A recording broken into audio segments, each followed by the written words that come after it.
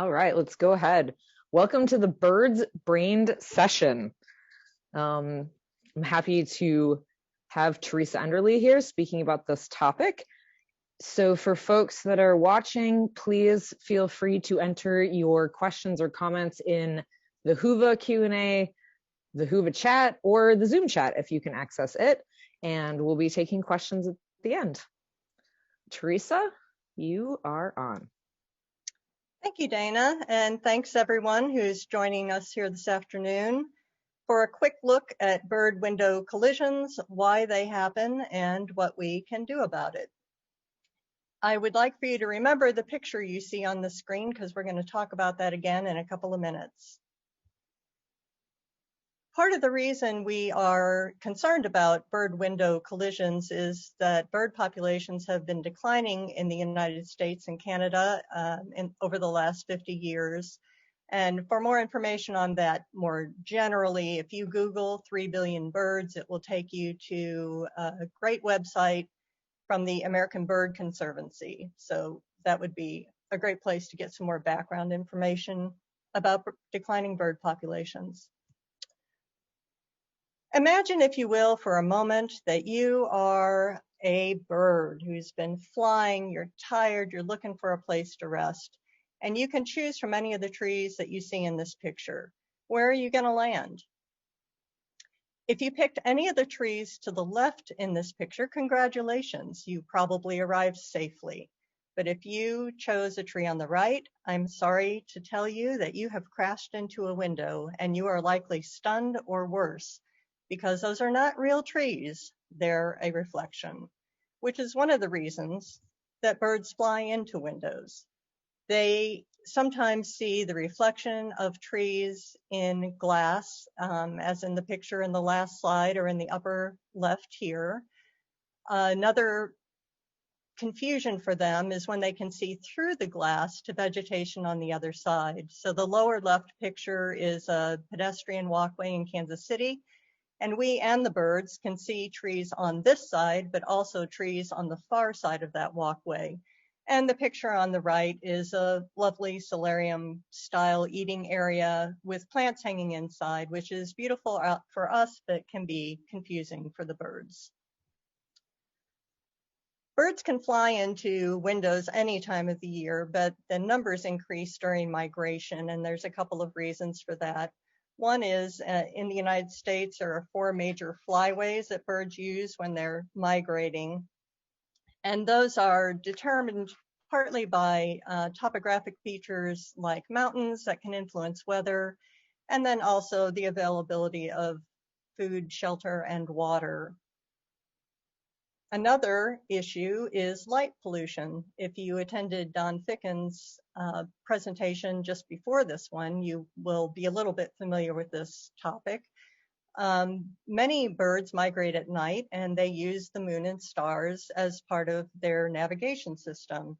And as you can see here from these 2 pictures of the constellation of Orion, one taken in a dark sky location and the other taken near Provo, Utah, dark skies are going to be much more conducive to navigating for birds when they can see the stars and the moon better.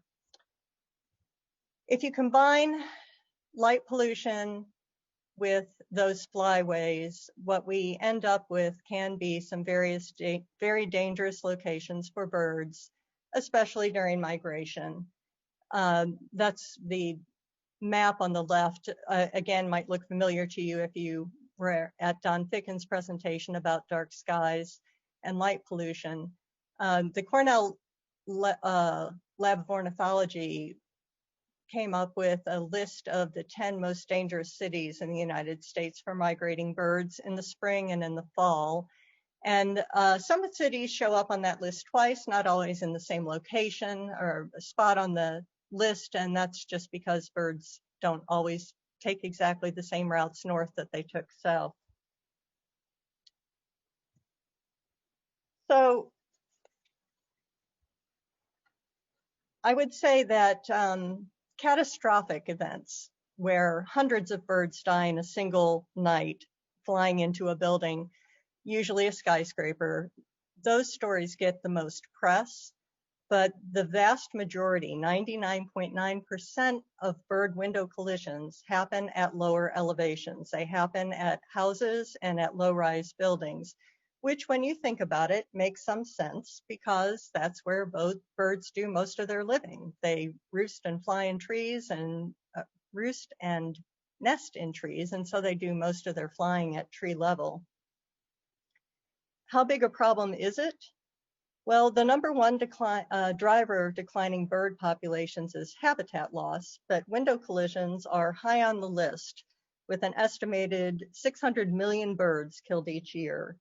It's a big number, but we need to remember that no one intentionally designs buildings to kill birds.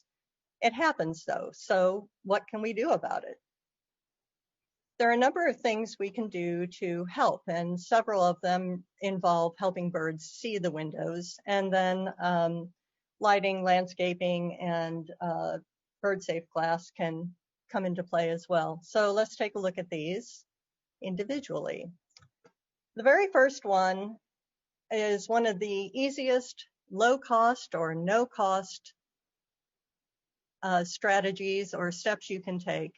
If you look at and it's just closing your blinds or your curtains. If you look at the picture on the left, that is the same picture from the very first slide, and I will confess that that picture was taken at my house a couple of years ago. But if you look at this picture, you can see that the blind in that window is partly raised, and the bird hit where the blinds are not visible through the glass. I want to add that despite the striking imprint the bird left on the window, that bird did survive at least enough to fly away. And I keep those blinds closed now, and I have not had another bird strike those windows.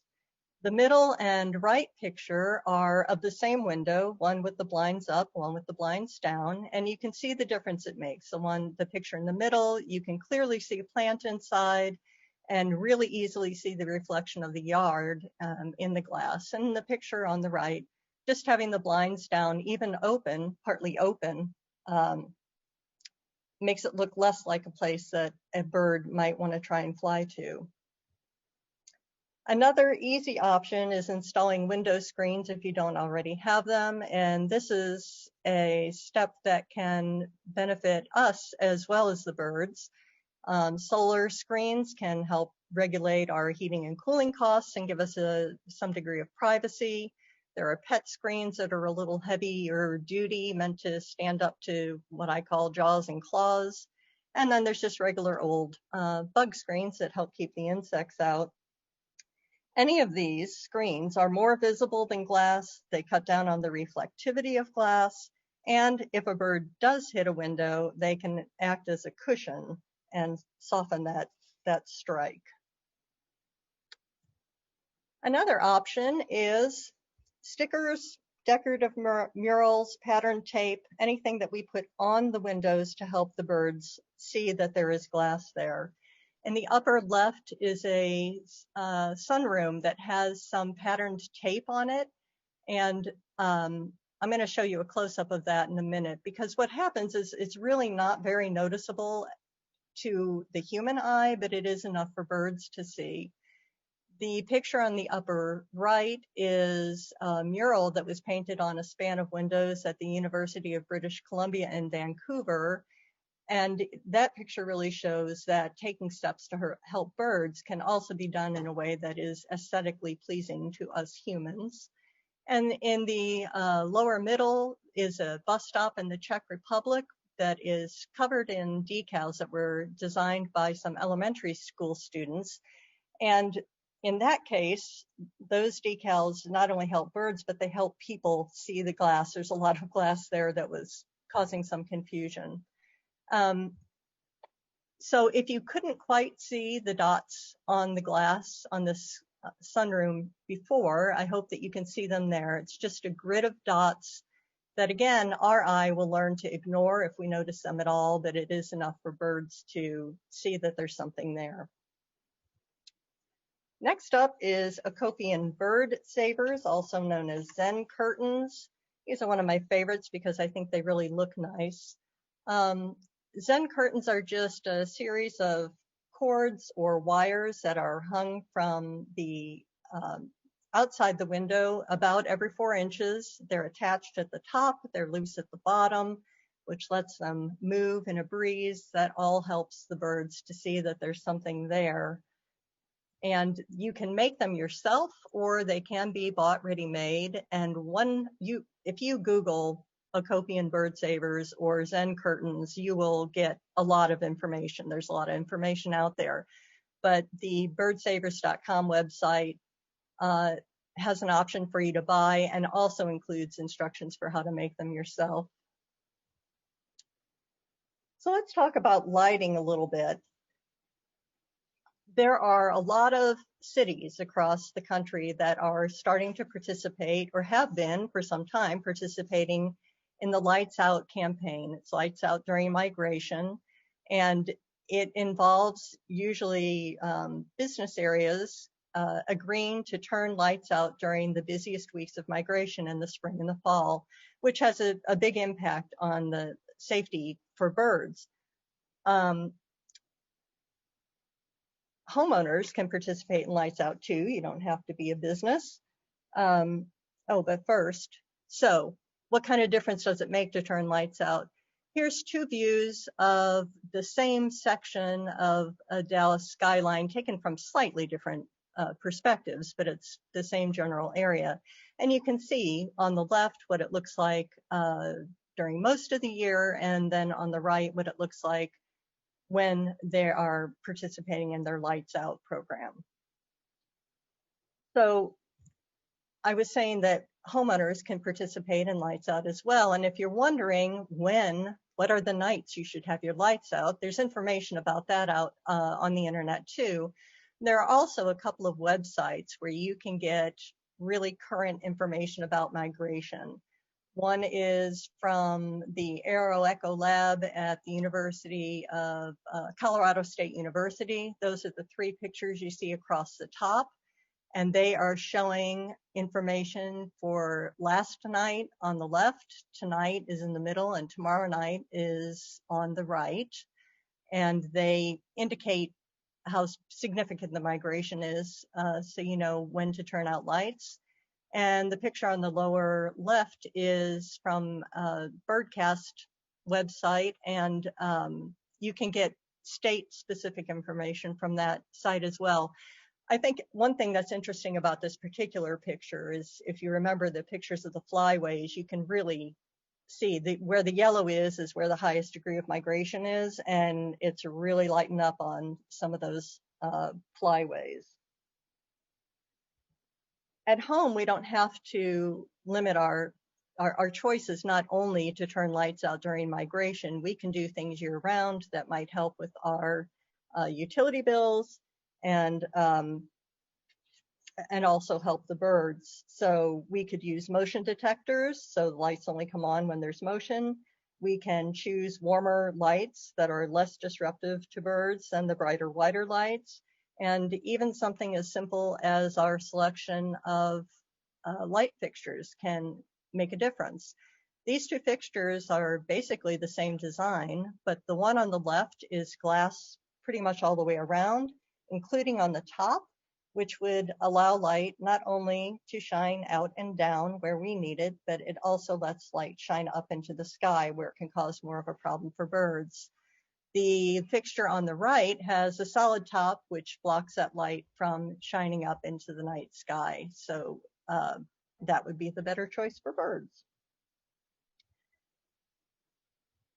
We talked about, or one of the strategies was the placement of landscaping and bird feeders. And the recommendation is that feeders and plants should either be within 3 feet of windows or more than 30 feet from them.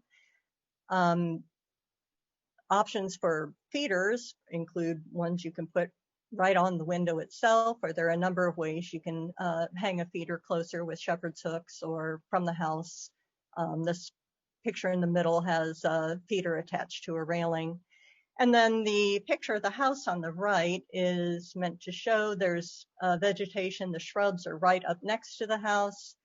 And also those happen to be below window level. And then the redbud tree is actually about 45 feet away from that house.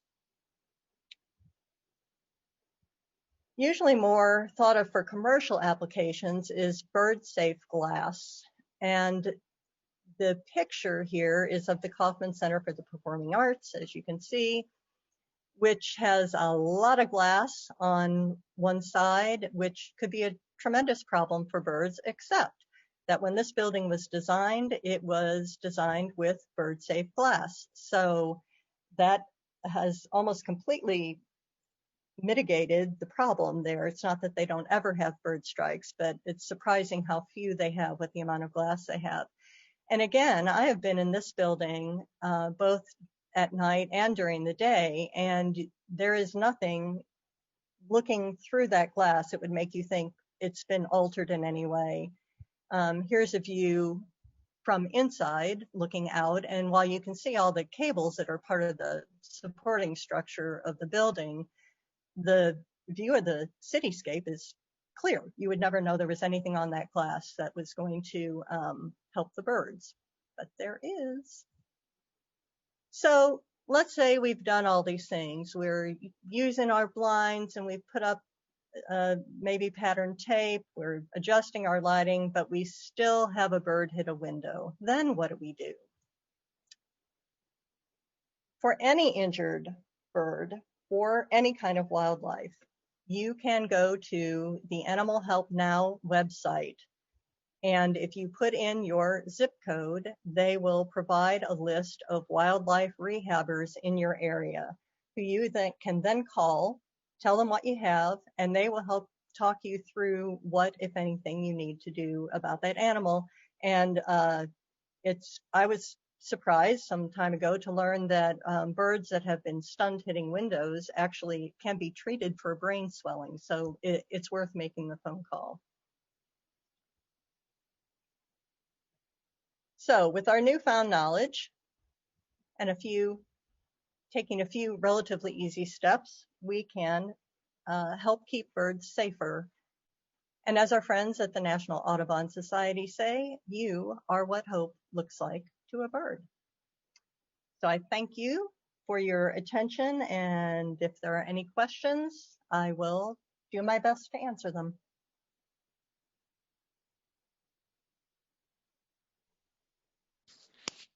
Thank you, Theresa. That was wonderful. And I like your ending quote there. So just a couple quick notes. Theresa is my fellow coordinator on the BirdSafe Kansas City project and is also part of Lights Out Heartland. Again, if you saw Don Ficken's presentation at 3 o'clock and or watch the recording, you'll know more about that as well. I wanted to note that Theresa put a PDF with a bunch of links and information about this topic of mitigating window strikes. It is in your session. So where you got on in your agenda to click on this live stream, you can just go back into that and you can click the PDF and you can download it. And anyone, don't be shy. Feel free to ask questions. I have a quick one, Theresa. If that bird didn't fly away quickly enough, what was the species that had that marking on your window? It looked kind of big. That was a mourning dove. Yes, it was big. It was a mourning dove. Okay. I was sitting right at that window when that bird hit. So yeah, that got my attention immediately. Yes. Okay, we have a question here. What birds usually migrate at night? So that's a great question. That is a great question, and it's one that I don't have a ready answer to. I would have to try and find that out. Dana, do you happen to know anything about that? I do not know the exact breakdown of species, i.e., this many migrates at night, this many don't. But many of our, I would say most of our familiar birds, warblers, thrushes, most of the blackbird species, so things like orioles, bobolinks, things that we tend to think of as songbirds, those are all night migrating birds. So when Theresa spoke about the lights out at night, and then the dangerous cities, those are the species that we're talking about. A lot of larger species that we think of as like marsh birds or game birds, so American woodcock, sora rails, those types of things, all night migrators. And I will add that birds migrate at night, we think, at least partly because it's cooler, so they can expend less energy flying at night. And it also allows them to avoid some predators that they might run into during the day, like hawks, for example, a variety of hawks. So it's safer for them in a number of ways to fly at night. So Dee asks, what is bird glass? Does it have a coating on it? That's a great question. There are a couple of things they can do to make bird-safe glass. One is etching, a light etching that can either be in the interior of the glass, which is less noticeable to humans, or on the outside of the glass. Heavier etching is called fritting, Fritting, and that's actually looks really decorative for us to look at. And then they can apply UV film, again, either in the middle of the glass when they're making the glass, or it can be applied to the exterior of the glass. And any of those are things that birds will see that we may not necessarily notice. Theresa, Karen asks, have there been any studies on which window deterrents for homeowners work the best? I am not aware of any studies. There may very well be. I would say that anything that fits your budget and your aesthetic is going to be better than doing nothing.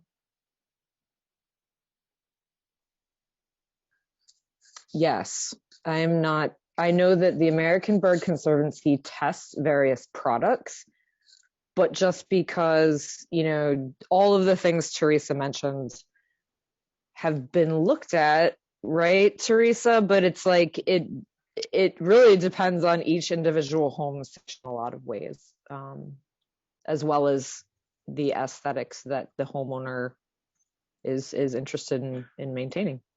That's right. I will say that something you will find online, and something that I think we used to think could act as a deterrent, would be just adding a decal here or there, maybe a decal of a hawk, that kind of thing. And they've found that anything that gets added to a window to help a bird see it really needs to be, I think the most recent information I saw was on basically a 4-inch by 4-inch grid. There has to be something pretty frequently on the glass, or the bird will just fly to an area that doesn't have a decal on it.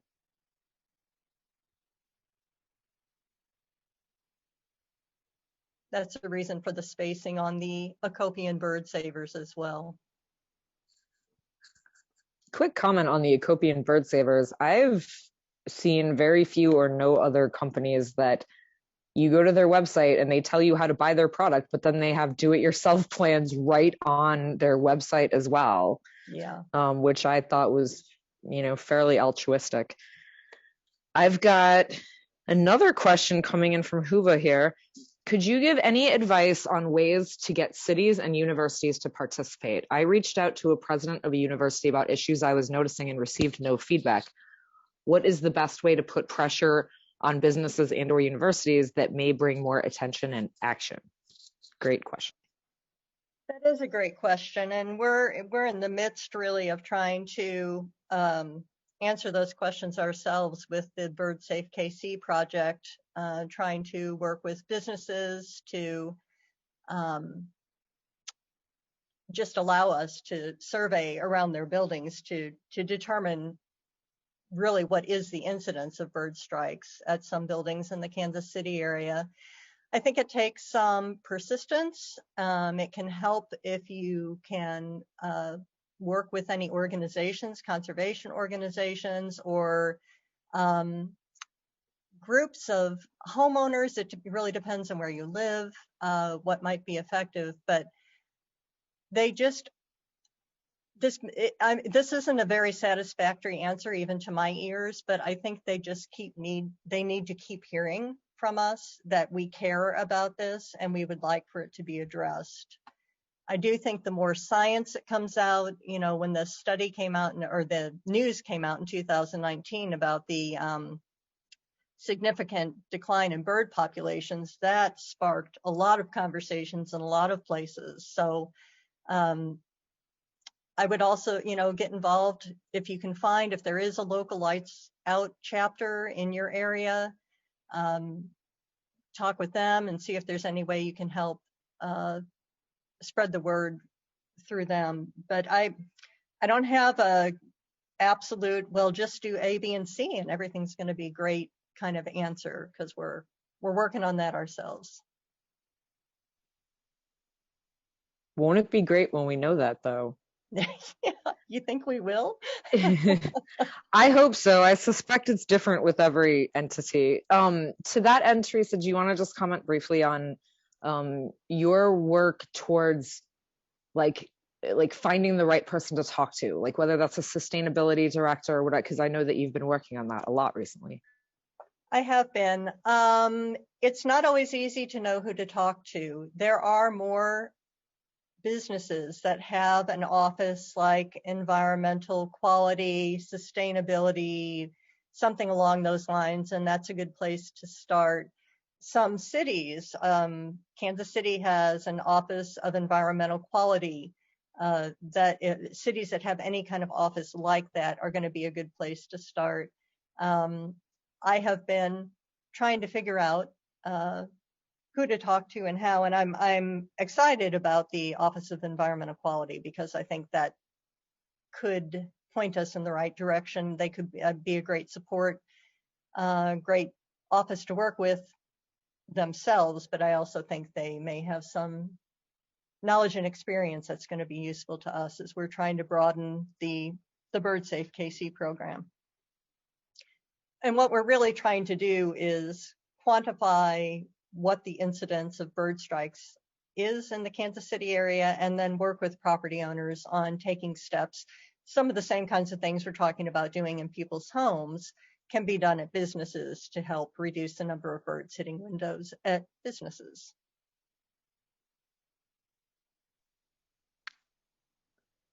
Thanks, Theresa. It looks like back to a home question. How long are the window decals effective? Do they fade in time because they are placed on the outdoor side of the window? If you're talking about the tape with the dots kind of thing that was on the sunroom, I don't have an answer in terms of number of years. Those last fairly well, is my understanding.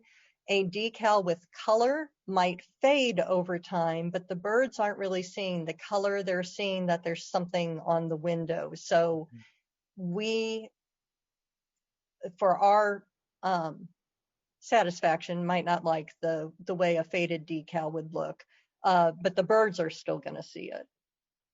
That's a good question about how long they last, and I don't have an answer for that. I'm sorry. I think it's another thing that varies depending on, how much light that window gets, Yeah. etc. Let's see. Someone says, I missed the first few minutes. I apologize if this was covered. I have seen birds who hit the window who turn out to only be stunned. I'm surprised that after 10 minutes they flew away. Is it better to just leave them alone, watch and wait? At what point would you think of calling a bird rehabber? Great question. That is a great question. I would, Dana, if you think I'm wrong, please correct me. I would leave that bird. If it looks like it's sitting up and is looking around, I would leave it for a few minutes and see if it seems to move on its own. Sometimes we recommend just, if you don't have time to do the whole contacting a rehabber and possibly taking in for treatment, we recommend just putting it in a place where it has some protection in the shade and maybe not so visible to any predators that might be in the area.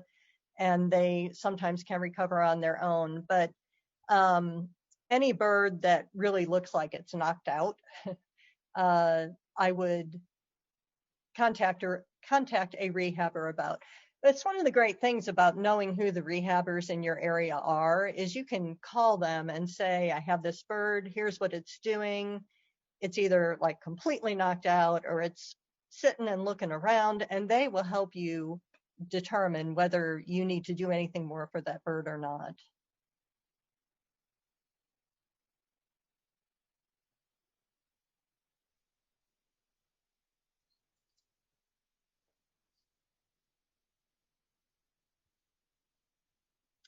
And I want to say at this point that I scheduled an additional a Q&A meetup for 3:30 in case there were additional questions. I wasn't sure we would go this long with questions here, but now I'm kind of feeling like I need to get over there in case I have no idea if there's anyone who is planning to go to that Q&A session who isn't on this session right now.